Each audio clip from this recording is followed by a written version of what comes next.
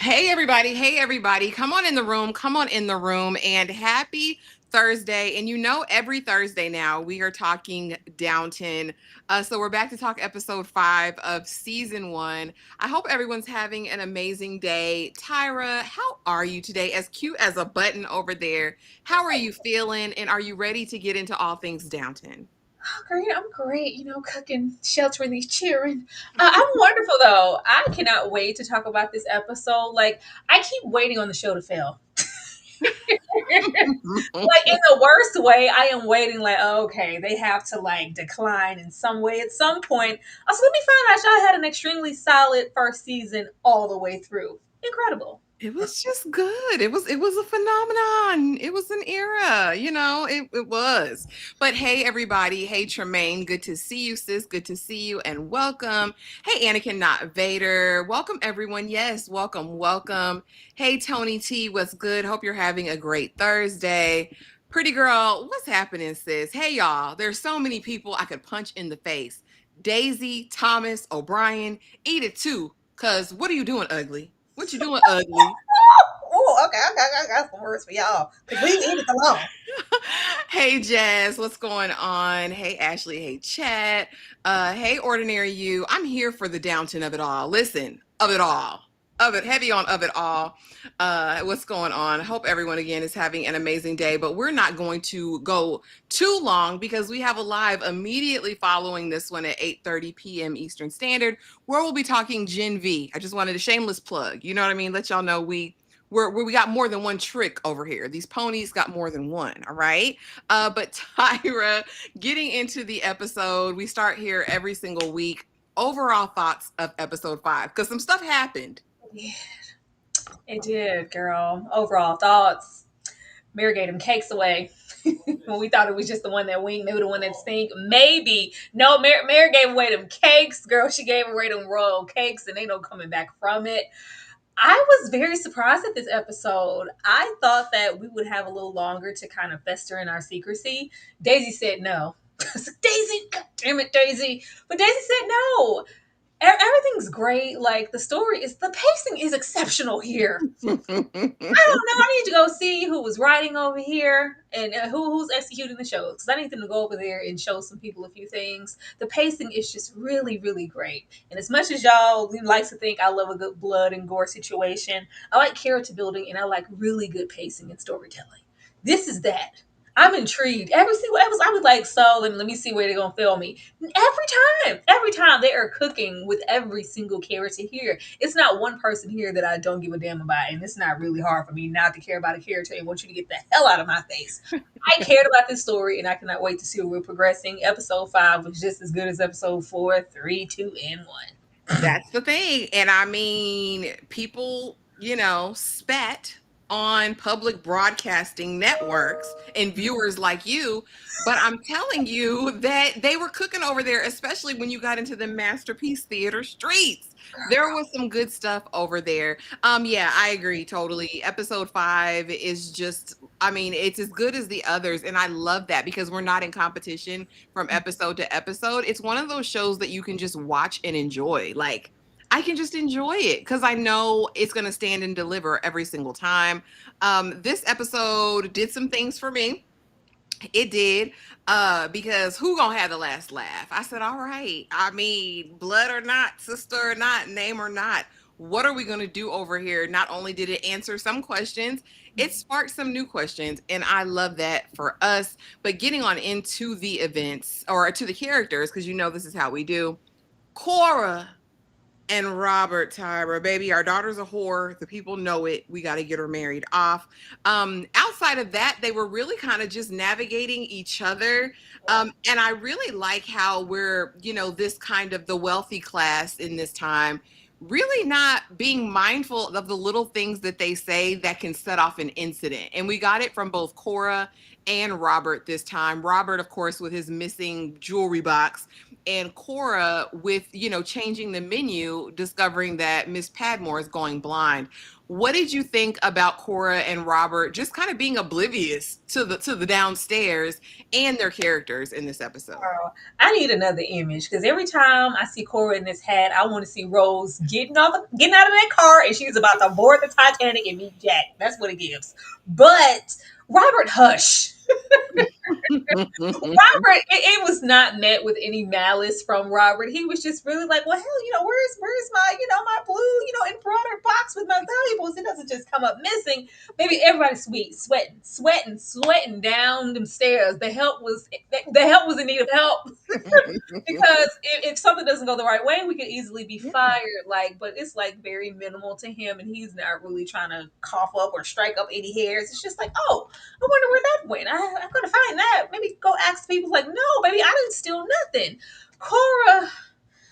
Cora said, I'm gonna do the best I can with what I got. Girl, you look now. I'm trying. She is really trying for Mary. I know why, but I'm like, you have two other daughters. I need you to make sure that you're equally and highly as invested in as you are Mary. I know Mary's the oldest and more, but as far as like who could get the deal done, you're looking at the wrong one. But I did like how they're here in maybe like a smaller capacity, but their presence is always felt, which is really why I like the show. I don't care like who's having the most dialogue or who's the vocal point of the show at that moment in the episode. They make sure like, hey, Cora, Robert, we matter. Like, yeah, write it down, take a picture. We matter. We matter. Easing on down the road. This hood rat scallywag ain't got no hair in the back. Mary just forever and always pisses me off. And I think we got the truest understanding of her point of view this episode when, she's talking about, the estranged aunt who's widowed and, living all alone. And Sybil says, oh, I feel so bad for her. And Mary's like, I don't. I hope to get that way one day. She's got all the money in the house and doesn't have to worry about a thing. And we hear her father come in immediately after and say, Mary, stop it, or someone will actually believe that's what you mean. This hoe means it. She means what she says, and she says what she means. Lady Mary is just a demon seed. Every episode, she takes me further into the abyss. Tyra, talk to me about Lady Mary. I'm laughing at TP's comments. That's some good rolls. That's some good old cheddar. That's some cheddar rolls from cheddar. If you go old school and decide you want to go to Cheddar's and they bring some of them rolls out, baby, that's what they do. But child, you know what? I'm not even mad at Lady Mary at this point. She is very obvious about who she is. She doesn't put up like a whole lot of pretense with anybody. Mm-hmm. She's not lying. She's not crusading, acting like she wants or desires something different. She's exactly who she is, and she presents it as so. So anybody who's willing to get tangled in this sorry ass web, you deserve it. You deserve it. Leave Lady Mary exactly where she wants to be, alone. Leave her alone. It's not going to be the Duke, this person, the next one, the Matthew, whatever. She might entertain you a little bit, a little yang around the house. I mean, you cute or whatever, but she doesn't want anybody. Like, she wants to be a spinster because she can't have her desired lifestyle.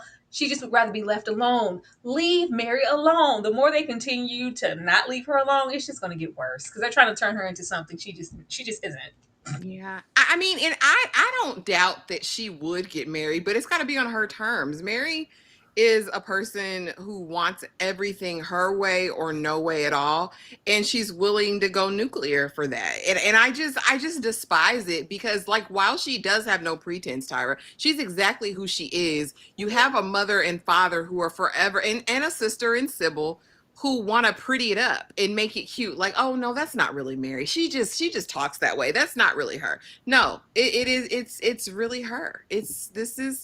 This is her. Hate her or love her. We have Sybil over here again doing the Lord's work, out here helping the help, and ending up in a ditch. Tyra, what did you think of Sybil this episode? What y'all gonna do to Sybil? Huh? Sybil is Snow White reincarnated. What are you guys gonna do to Sybil? I didn't see that gentleman this episode. I thought we were gonna be sneaking with the deacon on the low a little bit, just going out, having a little roll, nothing. Give a little leg, take it right back, rub a little shoulder with him. We didn't see him, and we see Sybil doing what she does every episode. She's invested in helping others. Like, what are you guys gonna do to Sybil?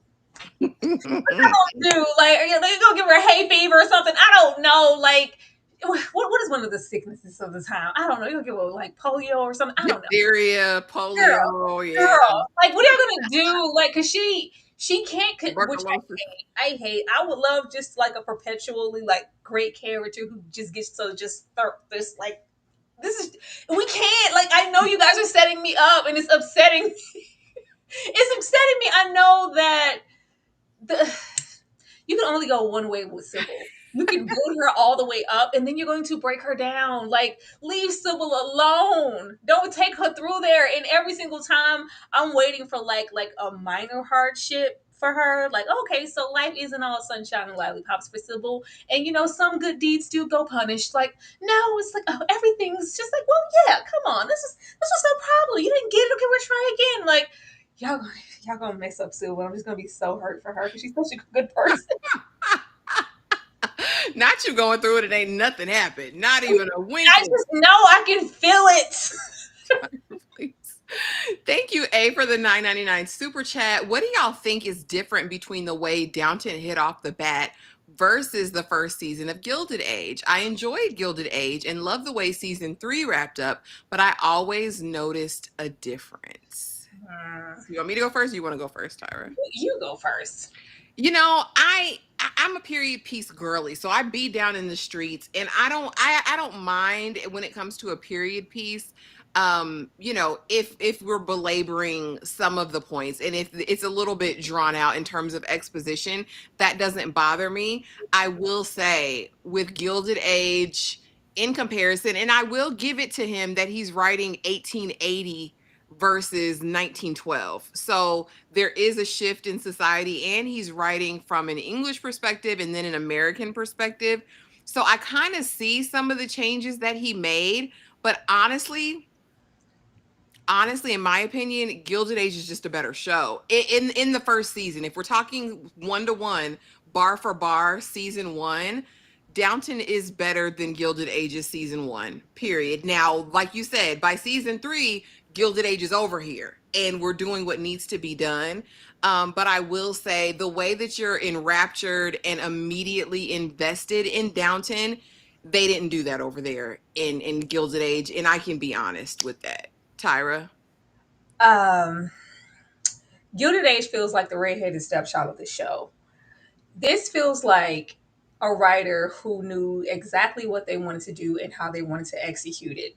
Gilded Age feels like someone who had so much success here, they wanted to try to repeat it with another property.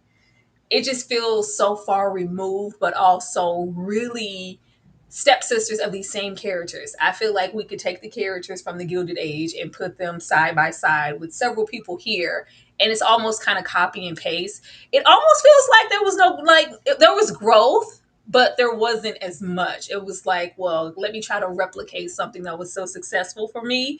And Gilded Age, isn't by far like a terrible show, but we knew exactly what we were going to do here. Whoever brought this into the forefront, writing the script, the characters, they had an idea and they knew exactly what they wanted to do.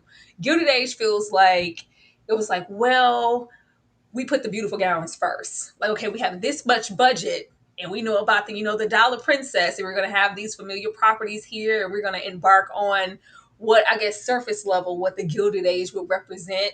But I don't think they invested as much into character building because it's night and day for me.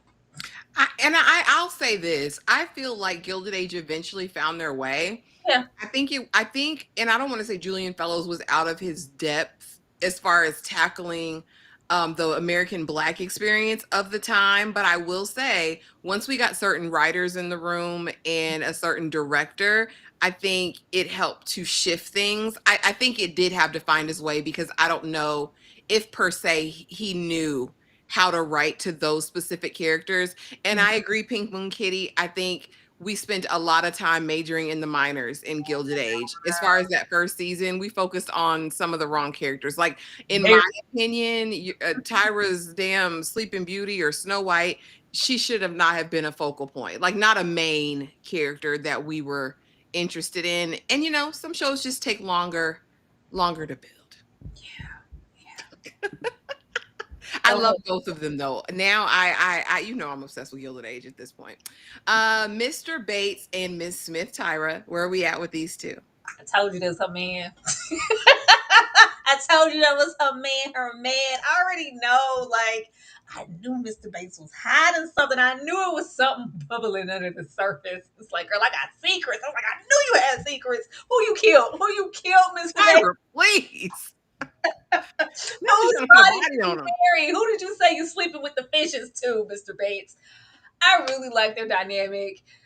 Y'all are making me mad, and we ain't even went nowhere with anybody. The things that I'm going to be the most upset about, and I can feel it now, is Sybil and these two. I can just feel it. Like, this is going to blossom and be something just really beautiful, and you're going to be highly invested in their relationship, because so far we know what to expect with Mary, and that's not where you're going to get that relationship, that bond, to where you grow with them over seasons and you're longing and hoping for them to just grow and just be happy. It's these two, which is great because they're an older couple. You rarely see this as a vocal point in a relationship sense. They're gonna mess it up. they're gonna mess it up, and I'm gonna be upset. But until they do, I'm gonna try to revel in, Miss Smith just getting a little piece of something, a little piece of action for Mr. Bates, a little piece of happiness. They was riding for each other in this episode, and I wasn't mad. Girl, that's your man. They need to go on get married before they try to put one of them out to pasture and die in the season. I don't know. Just let them be happy, please. Lord. And I love Anna Down. She, every episode, proves her character and proves her just prowess and wisdom. Even though she's not, of course, as old as a Mrs. Hughes, we still see her moving in a compassionate, kind, and wise way in all of her dealings with everyone there. And I especially love how she handles Mr. Bates. And I love the way Mr. Bates looks at Miss Smith, honey, because he cuts the eyes, like, married. I was married, but that's not the situation. And she's like, I know, I can see, and it just, I love it. I love it because it's a slow build, but we're definitely getting there. Mr. Bates, for whatever, I know Tyra thinks he got bodies buried. He's an upright. He's an upright and a man full of integrity, but watching. I'm telling you can't tell me Mr. Bates ain't done no time and he ain't called nobody. Like, I'm gonna wait till we get there. I just feel like he did this time. Something. He done been through something. He said he had something. No. We know. We'll get there. Finally, we have not finally, but then now we have Mr. Barrow and Ms. O'Brien. These are just they get more demonized as the time goes on. Every episode, it's something worser. You out here stealing liquor and mad because you think somebody found you. Like, I just hate the way their minds work. I hate how they collude in the privacy of the stairwell. I despise everything about her forehead, about those two tendrils that come out. I can't stand either one of them, Tyra. Still, it's just getting worse. The pressure is getting worse. You can't tell me this is not her son and he don't know it. Like, she's so invested in the wrong thing, but she genuinely cares about him. I can't wait until we figure out why. But these are some disgusting individuals. And at least if you're going to be a manipulator and nasty, be good at what you do. They are always consistently failing, which is entertaining also, because please find you somebody else to play with. But they go so hard in the paint, and I'm like, why? You're still failing. Nothing tangible is happening from what you're trying to cock up. So just leave it alone. Like, they're just so unsuccessful for how hard they go and how upset they are with the world, because I'm mad about where I am and I deserve that spot. Like, baby, Miss O'Brien, this is where you've been at and been stagnant as a ladies' maid for all this time. I mean, I don't see you going anywhere. And I think that's why she has so much investment in him, because I didn't reach my full potential, but I'm going to make sure this one does. Yeah, but you're not good at it, baby. No, not at all. He messes up every single time. They're just Both trash boxes. And then finally, I believe Mr. Carson and Miss Hughes. Not too much. Mr. Carson is so nice, nasty. We saw him kind of do a kindness for Miss Patmore this episode, but still very staunch and still very. What are you doing here? Why are you sitting on Lady Mary's bed? What are we? What are we doing? What do you got going on? Very suspicious. And Miss Hughes didn't do too much of anything, but still has a kindness about her and a warmth. We see she ain't take that proposal because she's still there. Tyra, where are you at with Mr. Carson and Miss Hughes? You're supposed to live out your days, girl. Um, some other ones gonna take me through because these are the ones they kill off with a sickness, and you be crying and have tears because you're the matriarch of the house and the home. Like, good sir, like now, Mr. Carson, y'all done gave Mr. Carson that ailment. Oh man, these are the ones that make you grab your tissue. I really love how they do their jobs, and they're very straightforward and professional. But you can tell that even if it's with a heavy hand, they genuinely care about everybody who works there in that home. They're just trying to build them up to take me through there. It's all right. I'm gonna be waiting. Go on. Give Mr. Carson that package. No, You said we're gonna take everybody out, y'all. Don't worry. I know these shows. I know what y'all be doing. And now we've had, of course, have Matthew and Isobel. Isobel Crawley is not getting off the Dowager Duchess's neck. She won't let her breathe, Tyra. I'm seeing, I'm picking, I'm watching, I'm observing, and I'm calling you out every step of the way.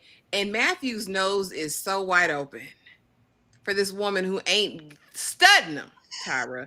Is Matthew going to let this thing go and go find somebody who actually likes him? And are Isobel and the Dowager Duchess going to end up being friends? What say you? And My where you at with these inner two? spirit would love for Matthew to just think, like, what that man said last time, buddy, I know my worth. I at least want to marry somebody who loves and likes me. It's not going to be Mary. Let me get my little raggedy duffel bag and gallop the hell off of this property. Thank you, ma'am. Matthew is not that. Matthew really likes Mary. Matthew really likes Mary. And I know we have a little kind of standing on business this episode, but I feel like it's temporary. I feel like all she got to do is, have to pay for Shorty Bang Bang to look your way. A little smooch, like give a little leg, and Matthew's gonna be back on the bandwagon. Like, he genuinely likes Mary. I will never know why. I know why, but who Mary is and maybe the better qualities, they don't outweigh the other ones. So you would think Matthew would want to go find somebody who does. No, I don't think he's going anywhere. I hope it'd be nice if he did, though. At least to like let her know, baby, you ain't the onlyest one, girl. I got options. I got Edith. I ain't got to play with you. It would be nice, but it is Matthew. Child, Miss Crawley is just very entertaining. She said, "Not on my watch." Not on my watch. Whose roses? Whose roses, ho? Whose? Got these people, the townsfolk out here working hard, and you just taking it every single year. I like that she's switching things up, and I know we'll get to old Violet, but I think their relationship is going to grow, and they're going to be amicable and be friends, and really I feel like friends, like cry at your bedside because you're going to the upper room. Friends, I feel it on them. Like this is frenemies, and then we're gonna grow and really care about each other. Because Violet could have said, "I said hell no," but she did this episode. She did. X-Men superfan Emma Frost gifted 1 membership to the level The Struggle is Real. Selena, if you're here, make sure to thank X-Men superfan Emma Frost. Thank you. My name's Emma. Thank you, Emma. Thank you. Easing on down this road. Listen, Robert, they know Mary's a hoe. They know she's a hoe, and she don't know. All right. So basically, we got to get her married off because her reputation is in the kisser. And we find out later that Barrow was behind this. He was writing his other friend at the other house, her, she's not above reproach. She's this, and that. And he didn't spread it all over the main city of London or wherever they are. And so basically now we need to take this seriously. All of the suitors her age have been, taken for. So we're going to bring this 55-year-old man, and she gonna have to make it do what it do, because if she gets married, these rumors aren't gonna matter. But the longer that she stays single and defiled, all right, the more problematic it's going to be. Of course, he's kind of oblivious. Like, what do you mean? But Cora knows what just happened. Cora knows married and took a Turkish lover last episode. Tyra, they know Mary's a hoe. What we gonna do? Mary said, "My lover." It was my lover, My mother. lover, my Turkish Mary, lover. please sit down. Mary finna burn down the property with I his took a lover. secret. Like, Cora, tell that man before it's too late. Before he finds out, the worst thing that could happen is that he finds out via someone else. Let's deal with this in house. It's already outside. Let's just deal with what's true, especially since it seems like no matter who you set Mary up with, she's going to stand in her own way in some way, shape, or form. So just leave it alone and invest elsewhere. Like, it's very unfortunate that in this day and age, Mary is looked at as a woman of ill repute because somebody that had that wicked kitty cauldron cat. But because I feel like she got one of them. It took that man out. He went on home to glory after 3 pumps, and we ain't never hear from him again. That's the Never again. cauldron cat birthing part 2. But I feel like he's gonna find it out, and he's just. I think we're gonna send it aside to Robert because he and you could tell like I mean, he clearly loves all of his kids, but he has a lot of stock in Mary. Yeah. He has a lot on Mary, and it's just like, well, maybe if we, well, no, baby girl, like, it's gonna be the moment where he comes to terms with Mary is really not who I thought she was, and we can't force anything on her, and it's gonna break Robert a little hard. But at least I hope that at some point Cora is honest, because it's gonna look really bad and put some friction in their relationship because she's over there withholding information. Yeah.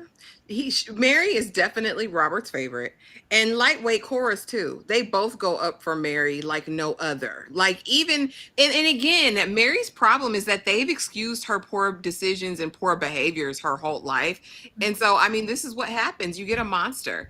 X-Men superfan Emma Frost gives 100 ARS. Didn't you hear a man? Oh yeah. He died on top. Heidi died on top of me. Wicked kitty cauldron cat. Girl. It's something special, child. Let's set him up. Let's set him up. So Barrow is absconding with a bottle of liquor. Of course, Bates, because Bates got eyes everywhere. All right. He's the ring camera. He's everywhere. He sees all things. And Barrow immediately is like, he saw me. And O'Brien says, we got to set him up. Get him before he can get you. And so they concoct this plan. They're going to steal this little cufflink box or whatever and plant it in Bates' room so that when there's a search, they'll get him, and it's like 2 for 1. I'll be out of the I'll be in the clear, and he'll get out of here, and I'll be one step closer to being a footman. O'Brien, why are you so invested in this? Why are you so pressed? Like, what Barrow eats, is it gonna make you go to the bathroom? I'm so confused about this entire arrangement and situation and the conniving. Like, why? Who would think? And this is just the tip of the iceberg, Tyra. I'm just gonna tell you right now, it gets worse. What did you think when you heard and saw this setup? Like, what are y'all trying to do? Put the man in jail? They're not gonna be satisfied till they catch a body. Is there where we going? Are you gonna catch a body on the property? What is going on, girl? Cruella the villains, her little henchmen here. The little buffoons that be running around. This is it's very Cruella's buffoons. I like, is this, does she know him like in a prior like sense? Well, I think we got, or I feel like we did get a little bit of information on O'Brien when she was talking to Cora, maybe about some children. Like, did she lose a child? Is that what was said here in this episode, if I'm not mistaken? Girl, if she did, I didn't care. Well, I feel like this is like her a step type situation. This is the son I never had, and maybe that's why she's so invested.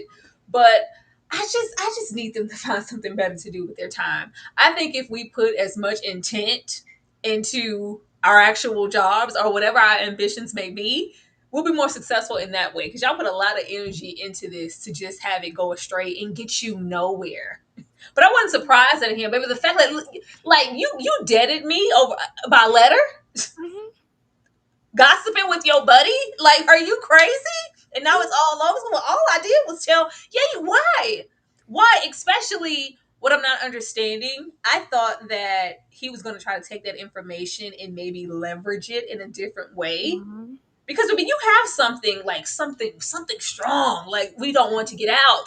And you took that time. Oh, I'm going to put it in a letter. I'm going to put it. Must I put it in a poem? It That's just, what you decided to do. mhm. Really? That just was. It was very very immature to me in that way. And I thought that he was going to be like plotting and manipulating with her. How are we going to like pull Daisy in? Well, O'Brien, is more so on that front. But I just thought that they were going to take this information and do something different with it. No, we're fixated on wine because we need some wine, right? We need some booze. And trying to play keep away the cufflinks box with Mr. Bates because I guess you're still gunning for that position. Sir, go out. You're still very young and like vibrant. Like, go. There's other things for you to do. Barrow is not as smart as he thinks he is. He's very, and I honestly don't even think that was part of his plot plan or scheme. I think he was just gossiping with his friend, yeah, Yeah. like via letter, like, oh, let me tell you the tea, what's Mhm. going on. It was just giving very much, a cat. Yeah, messy queen. In this episode, we also have Sybil, of course, going to bat for, I'm gonna call her Merida, Jon Snow, nothing Jon Snow, to get her an interview. And not only does she get her the interview, write the letter, do all of the things, then says, let's take the carriage, let's go, lets her family know, well, I wanted to visit Mrs. So-and-so in town, she's not feeling well, and takes this little girl off to go and have this interview to be a typist, a secretary. Sybil is more invested in this than he knows nothing Jon Snow. Tyra, what do you think about Sybil really laying it all out on the line and our interview in the mud? Because, baby. Craig, we did all of this, Craig, and you ain't get the job, Craig. I just knew she was gonna get this job. I was like, okay, ooh, but I guess I think that would remove her from the home, and I guess they still want her here as a mainstay or a character. I don't know. I guess that's something we'll venture into later, but I don't see them building up too many storylines outside of the home. But I just really knew that she was going to get it with how much work Sybil was putting into it. But nothing Jon Snow did not get it. She was so positive this entire time. Whatever the obstacles were, the lies she had to tell, but I'm going to get you to this interview. We are not giving up. Well, okay, if we didn't get this one, you'll get the next one. We're going to keep going. Exactly. I was like, oh my God, y'all are literally going to take Sybil through the mud. Leave Sybil alone. I don't know what you're plotting in the back. Okay? I don't know what you people are doing and how you're going to try to diminish this positivity and this faith that Sybil has and this like warm outlook on the world because you deserve this. Don't let anybody tear you down. You're going to get that. You're going to be the best receptionist. Yeah, if you want to be somebody, you want to go somewhere, leave Sybil alone. I just want them to leave her alone. I'm just gonna be waiting in the dark for y'all to just leave her alone, god damn it. And I know they're not. But like Sybil said, I guess this is gonna be her crusade. And maybe she is more so just that one who's pouring into other people. And then once I accomplish one thing with this person, kind of this Mother Teresa type of aura, I'm gonna move on to the next person. What do you need? How can I help you? That character in any show, you can't just be that. You just can't, unfortunately. Poor thing. I'll be waiting. Tyra, please. Lord, she's speaking so ill over poor Sybil. Sybil is the sweetest. She's the kindest. And I think that she's just so passionate about doing good, whatever that looks like. It's almost her fault or her Achilles ultimately. But I love her so bad. Even when she's talking to her dad and like, oh yes, Mrs. So-and-so hasn't been feeling well and I want to go visit. And it was just second nature. Like, oh, this is what Sybil does. Sybil goes and visits with the people. She goes and does these things. This is just who she is by nature. And we rarely get characters like that. You know why. Mean and full of the devil because she can't let Edith rest. Edith don't get a break. Nobody gets a break, honey. We have the man come over to dinner. He's sitting there, of course, choking on everything because Miss Patmore put salt instead of sugar on the raspberry tart. And she's cracking up. Edith is like, are you okay? Can I get you some water? Like very doting, very much choose me. So afterwards, we have a conversation. Mary, like, did you see him? Yeah, and Matthew told me about your little date. Too bad he didn't want you. Too bad he came running over to me. And she's like, well, our guest tonight seems like he might be interested in me, Mary. Do you think so? Let me show you something real quick. I bet I can get him too. You can't have everybody, Mary. I can't. Who's my competition? Is the competition in the room with me? Is it here? Mary is a demon seed. And I don't understand the hate for Edith. If Edith is really no competition because you basically she ugly. At this point, everybody done call Edith ugly. Edith, we know, baby, you saved the day. But Mary's the pretty one. Like Mary's the pretty one. You're just you smart. You was smart. You was kind, but you was It's not. important. Listen, but she was not cute. Like Mary treats her so bad. She treats her so bad, Tyra. Why is she so nasty and mean and surly? What is wrong with Mary? I know one thing. Y'all gonna get off Edith nutsack.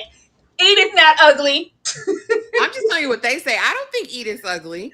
But Edith let is Mary tell it. She ain't catching no girl. fish. This heifer here. Girl, Mary said, I got a room full of people. Come to see me. What you gonna do? Shoot me? Baby, I got a room full of people coming to see me. Girl, ain't nobody coming to see you, Otis. And if they were, baby, all I gotta do is give them a little whiff. Just blow their way just a little bit. And they will leave you in the dust. Edith, who do you think you are? She is so nasty. I'm rubbing Birdman hands together with Edith, baby. I'm ready for the takedown. Throw it up in her face. On down at the when they were awarding for the rose bushes, I wanted to have a Dina moment. You sleeping with her, and everybody knows you gave it up. Everybody knows you're a woman of ill repute, Mary. Yeah, I know about it. The whole damn town knows.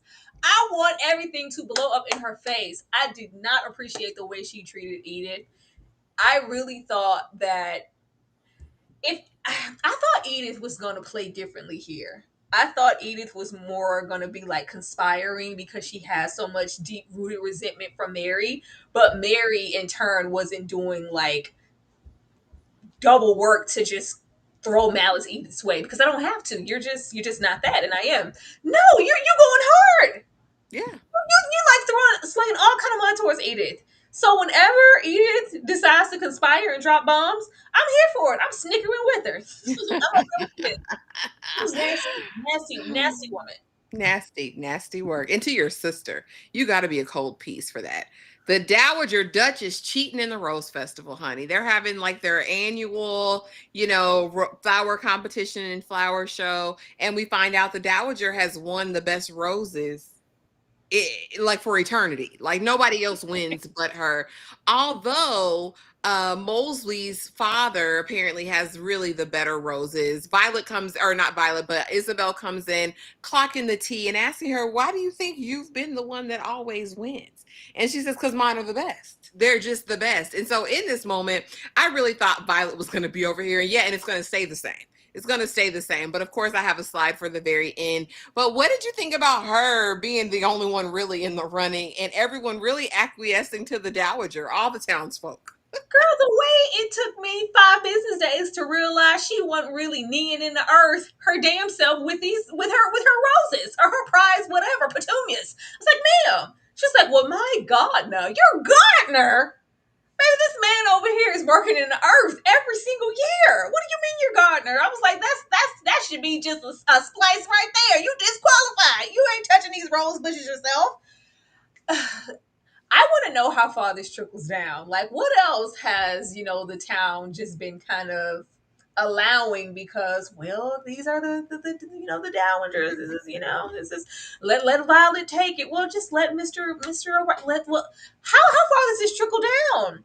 It almost gave like royal family fear. Like, well, we don't talk about Bruno. We just give it a prize. I was like, what? Are y'all beating people in the back? What are you guys doing to the townsfolk?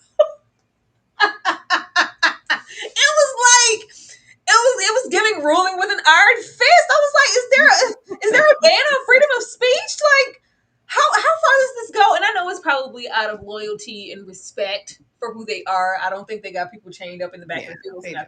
But just like it felt like it was out of fear also. Like, well, we have to get what's going to happen if we don't let her win. Like, what? Well, I'm curious what is going to happen if she didn't get it. Are they going to raise the rents? What are they going to do? I don't know. This is the ruling class. And so, no, we don't want no smoke. We don't want no smoke. So let's go on and just give it to her. And then after so many years, it just turns into custom. I guess so. But Lord, and it was just like, I don't know. Like, it shouldn't have taken for Crawley to get down there, for you to get a little act right and be fair. But, I'm glad that she did. But okay. I was nervous for the town folk.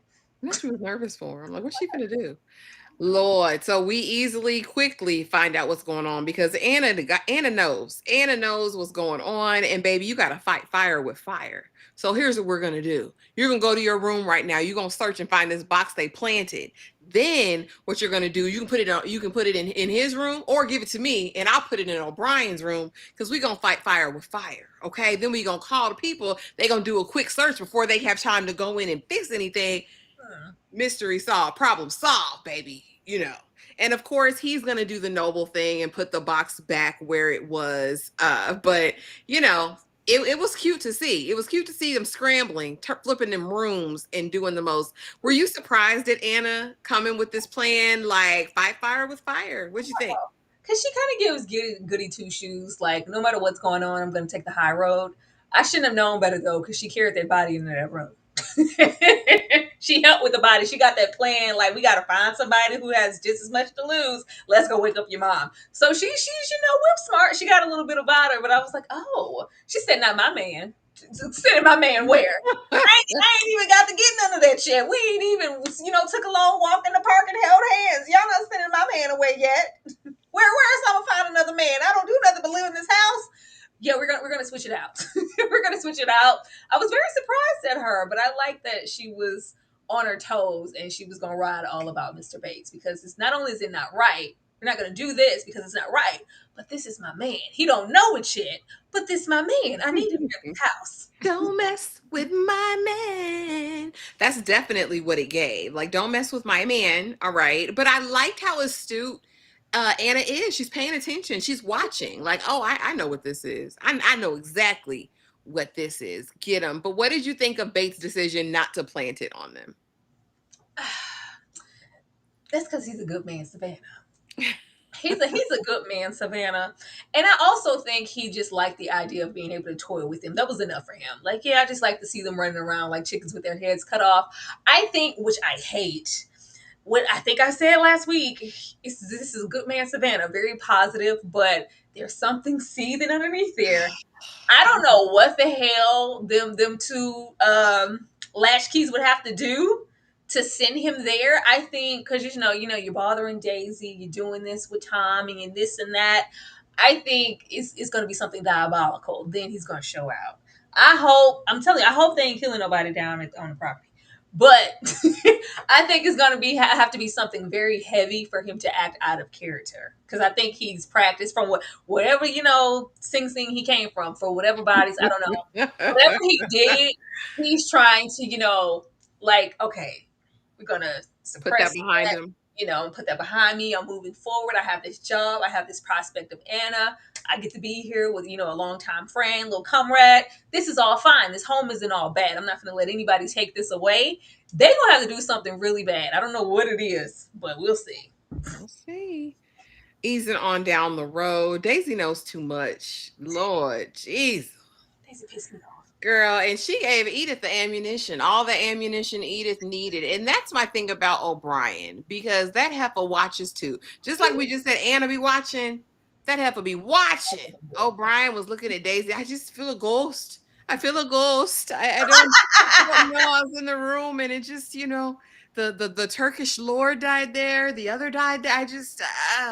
And they're like, oh, she knows. She knows. She knows. But how are we going to use Daisy to go in our plan? Who else would want this information and would do something with it? Because the whole world knows there's this enmity between Lady Mary and Lady Edith. So who better than to send Daisy with this information? And by the time the episode ends, we see Edith writing a letter to the Turkish people. Tyra, talk to me about Daisy and this dingbat. Daisy pisses me off so bad, because you go over here where you're celebrated, baby, not where you're tolerated and used. Everybody's tried to put her up on game. She refuses. And now she has given Edith ammunition. And I know the people are happy about that. But what do you think about Daisy? Girl, Daisy gonna have to walk in on a situation to believe that meat is crazy. Like, oh, this is what she meant when she said you weren't for the ladies. Yeah, this is what she was talking about. And you have to see him embracing another man. Damn it, Daisy. I wasn't surprised. I wasn't even mad at Daisy. Did see Daisy, dollop of Daisy, if you will. She's just not all. You know, she couldn't like sit on this information too long. I I was mad at her, but I wasn't. I wanted her to see that she was kind of being played. Not even in that moment. Before that, like, baby, you're saying and doing too much. I was like, I slapped the table. I said, God damn it, Daisy, pull yourself together. Daisy, pull yourself together. She just couldn't. Like, I can't block that out. I'm just not that kind of person. I can't sit on this information. I, she told Edith. I was not mad at Edith. O'Brien is going to O'Brien. All of the staff, everybody pays attention to everything. This is like a whole little like fortified little city in itself, like a small town. So word's going to spread really fast. She was going to know, and Daisy did not make it hard. But I mean, I was not mad at Edith because it was brought to her. It wasn't something that she was trying to seek out. That's why I just can't be mad at Edith. I thought Edith was going to be trying to get tea, and the moment that man died, she was going to know that something was unclean and just be trying to do something to just sour Mary's character because she couldn't stand her as a sister. No, this was brought to her by that heifer. I wish Daisy could have, stood a little stronger for a little longer, but baby, they said no. It's episode 5. She got to get this off. Lord have mercy. We find out Miss Patmore, blind as a bat, Tyra. I thought she just couldn't read. So we see Cora come down, and Cora is basically like, we want to try this new recipe for our guests. This is important. Can we just try it? It seems simple enough. No, no. And the way she was talking to Cora, I was like, oh God, they're going to fire Miss Patmore. Miss Patmore was going off. Miss Hughes couldn't calm her down. Cora couldn't calm her down. Daisy says, it's fine. I'll read it to you. Read it to me. Why would you say that in front of her ladyship? Blah, blah, blah. Like, it just went on. And then we discover after, of course, the issue with the raspberry tort or whatever it was, where she put salt instead of sugar, she's going blind. She sits down with, with Carson, and he's lighting the fire. Don't do that. It's beneath you. He's like, I'll be fine. Talk to me. Do you have something to tell me? Talk to me about what's going on. And so we find out that she is going blind. And what can we do with a blind cook, Tyra? Is Miss Patmore justified for always going in on Daisy? Do you empathize with her? And what do you think the future is for Miss Patmore at this point? Hell no, she not justified. Baby, Daisy have it hard enough as it is. Like, you're not bright. Your hair is uneven. You look. Daisy has enough going on, and she's so sensitive. Like, there is a way to talk and speak with Daisy without doing all of that. It was just all, I just knew she couldn't read. I yelled. I said, "Girl, if you can't read, just say that. It's okay. Somebody can teach you how to read. You don't talk to Daisy in that way." And she's been coming at Daisy since the show started. Like, but this is what we do. We're gonna have to pour that into someone else because we can't speak and stand in our truth.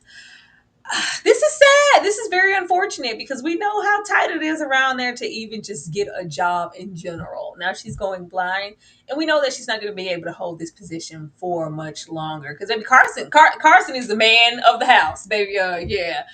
He's gonna, he's gonna say, "Oh, girl, no. Oh, yeah, we have to get someone else." I know he will try to help and maybe try to coast this in a way that he can, but she can't hold this position and she's going blind. Maybe like training someone. I don't know what else she could do in the home, and maybe we'll see what happens to her. But even though this is unfortunate, we don't get to take that out on other people. Leave Daisy alone. But what if it's something that's not as serious as she thinks? She's just noticing that she can't see as well. Maybe if it's just glasses, maybe it's something minor and small. I really don't remember her storyline, so I'll be very curious to see if it's something she's like been to a doctor about, or if this is kind of just like, oh God, everything's blurry now. None of them hardly take a day off. We had that episode prior where who was it a footsman? He got the rash on his hands, and Mosley.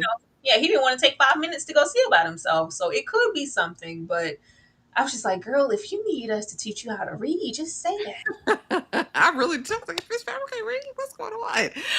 Edith gets the last laugh. She said, "Who laughs last, laughs best." She said, last.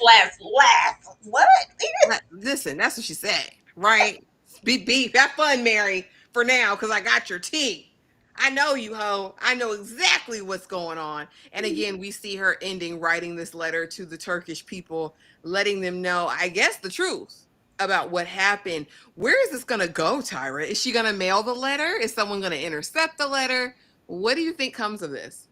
I think Mary did this to herself. I'd like to think that when Edith overheard her at the door, tearing her down per usual, because your hair is uneven, you ain't been nowhere, you ain't got nothing, nobody wants you, you're ugly. I think that she was gonna go in there and go, well, sissy, this is what's going on. Like, I feel like Mary was gonna, be forthcoming with the information she got from Daisy. And you in here talking about me like a dog. And then she goes and just rubs it like sticks the knife further and further in the entire episode. I was like, Mary, no, could you please stop? I couldn't even be mad at her here. I don't know what's all in that letter, but it's juicy. We already have the secret all about town. And then we get here and it's this. Girl, what our daddy gonna say? That's who I'm worried about. What is Papa gonna say? Huh? What is What is Da gonna say? What is gonna happen? Like, I don't know what this means for her. I know what this means for Edith. Like, Edith, clearly believes she has one up. But with who Mary is, this is a way for Mary to get exactly what she wants. She kept telling them, like, how many people do I have to deny? You guys are going to keep sitting me next across from. I'm not interested. Like, I don't want to marry anyone. This is a good way to do that, even though she's all my lover, mother, my lover. I was like, girl, you knew him for 5 minutes. Just pipe down. Hey, but this is a way to do it. I think it's going to be more in-house to be an issue, but if you want to be left alone, Mary, this is the best way. Nobody's going to expect you to be anything but exactly who you are after. It's like, well, okay, nobody's going to want you in that way anyway. Yeah. So it's And going to, diminish her her word child, which is awful. But her standing even more so than it is already, because let's be very clear, that footman over there at the Stadler house or whoever done told everybody anyway. So now when we compound this, I mean, this is an international scandal. I know what I don't want is, like, don't wait for your whole life to blow up, then all of a sudden Matthew looks good to you because you don't have Girl, any options. you know how And she people was playing. That was like, she's a child. The way she wants to put down a toy and think it's just gonna be there waiting for her, when, like, the world does not stop all about That's what Mary. she thinks. She That's just thought, what like, she oh, where's thinks. Matthew going? Like, I can just play around because I'm that girl. No, that's not that. But don't wait until your stock plummets to go, well, because she said it out of her mouth. I don't want Matthew either. I was like, well, yeah, tell us something we don't know. I don't want anybody. Let's not want him still when our secret is out. Yeah, I mean, but you know how things change when that happens. Mm. But yeah, I think it's going to be very good and very messy, and I can't wait. And I mean, but ultimately, will Edith feel satisfaction temporarily? I think, but not So long. just for a little bit, because then she'll get a moment to look like the good sister. Yeah. Finally, we get over here to the Flower Fest, and the Dowager Duchess Violet says, "Listen, I didn't win. Mr. Mosley, he won this year. Uh here's your reward." Reluctantly, he gave it. And I titled this one, People Can Change. Violet, is she changing, Tyra? Is she walking into a new era, or did she just hate being confronted about this? Because not only was she confronted by Isobel, later her son is like, well, mom, this is what you do. I mean, it is, Shocked and appalled. Whose name? Said what? Who? Who won? And the fact that they still put her name on the paper, like, we are not breaking tradition. Y'all not finna go up on the taxes around here. Yeah, we're gonna put her name on the paper. Who won? Violet. It's like, no, this was big of her. And the fact that the man got there and got that award and still, he's like, thank you for giving it to me. Thank you for allowing me to have this award, because I know damn well that I didn't win. This was nice. I think it's not going to be just some grand change. I think it's going to be really gradual to where she understands things not only from, like, the public side, because maybe she don't be out there in the streets the way Miss Crawley want to be all out there and be a woman of the people. She is not. She is here in status and name only, and like, yes, kiss the ring, as you should, because I'm Violet. But so like, you know what? There is a world outside of just me being bothered and my family and our money. Let me go try to be that. I don't have to win this award every single year. This was nice of her to do. Yes, the Dowager put on her big Dowager bloomers. Listen, she put on her big girl ones that day. I was proud of Violet. Tyra, predictions for episode 6. What's happening in the next episode? Girl. The news is going to be out. I don't know. I want to know what's all in that letter. If it's just like suspicion of, because it's not like Daisy knows exactly what occurred. And I don't know where what Daisy knows in the secret all about the streets is going to meet. But if not, and she's just putting there like, well, his body was moved. It kind of seemed like some suspicious circumstances. Maybe are y'all going to be trying to come there with the federales? Like, what are you guys going to do? Are we gonna come there with the homicide detective? I don't know. It's like no, we did it. It's natural causes. I don't know what kind of eyebrows this is gonna raise, but if not this episode, it's just a broader step towards everybody knowing exactly what occurred and Mary losing her virtue. I want to see Mr. Bates get a little closer. Go on, get a little closer. What you mean you got a secret? Clearly I think he's like gradually once he starts to just trust her more, he'll get to see and we'll see also what that secret is. It's Mhm. probably not a body because Ashley said it's not that, but I do think he's done something that he's shamed of. You know, he did a little time. You can't tell me. I know a prisoner when I see one. He did some time. I can tell. Who else? These two here, they're just gonna. I feel like every single episode, they're waiting for things that they've turned the wheels on to kind of play out. So they'll be waiting for things to unfold as far as this letter. But yeah, that's all I got. That's good.